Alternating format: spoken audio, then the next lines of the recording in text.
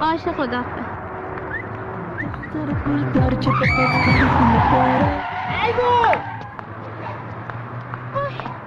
روانی هم به خدا خانم چیزی نشد ببینم. نه آقا چیزی نشد، شما هم خجالت بکش برو این کارت.